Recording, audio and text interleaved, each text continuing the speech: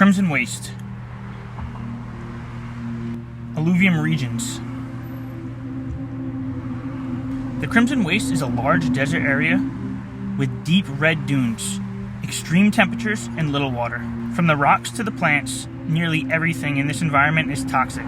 The surface of Crimson Waste, known as cinder, hosts a sandstorm that envelopes the sky. However, many tunnel networks exist beneath this landscape, leading to areas vastly different from the hot, desolate surface. Cinder is the hottest area on the planet. The raging winds from the sandstorms creates a thick, near impenetrable layer around the outskirts of Crimson Waste, which usurps the barrier generated by the obelisk.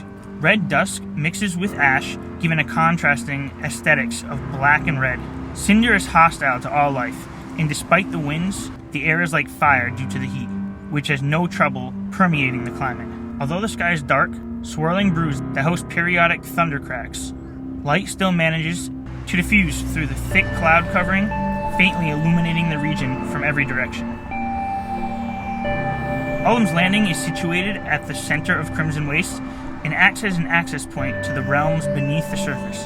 The eye of the never-ending storm rages above. The layers of various types of rocks and crystal act as a makeshift canopy that protects the landing as the transit point to the world beneath. Standing tall in the middle of the landing is the obelisk, which hosts a damp and overgrown surrounding area, with puddles, strange plants, mushrooms, and lighted hairgrass. This large open area has entrances to the various tunnels. Some of these lead back to the surface, others a dead end.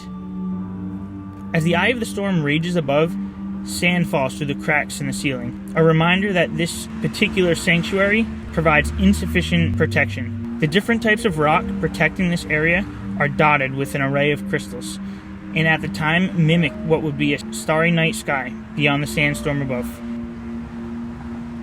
Hell's Point is on the east side of Illuvium's Landing, an outcrop of rock that takes one further underground, leading to primarily pitch-black areas. However, luminescent plants dot these caves with a faint fluorescent glimmer. Some release colorful acid, which drips down the walls, creating pools of light in an otherwise black void.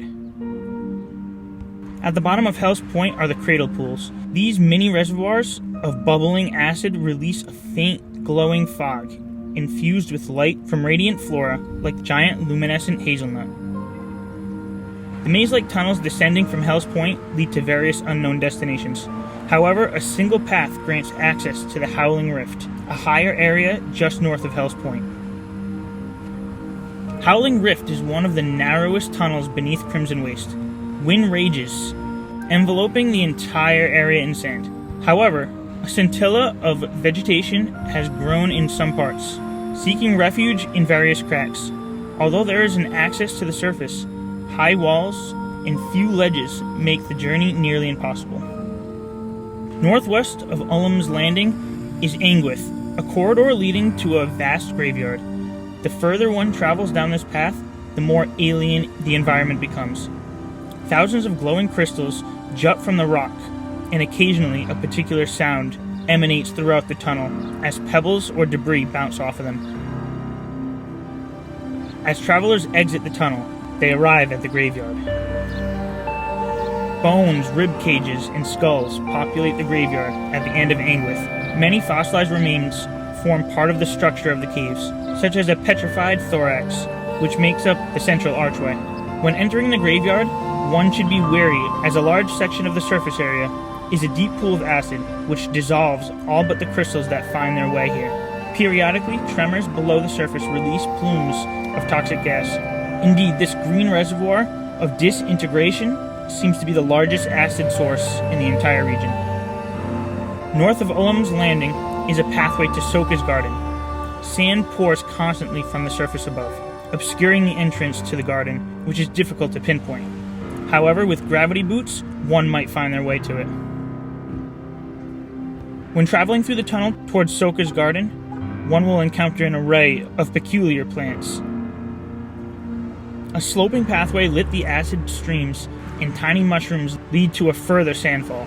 Beyond the sandy curtains, one eventually arrives at the large open area overgrown with plants and mushrooms, powdered with sand.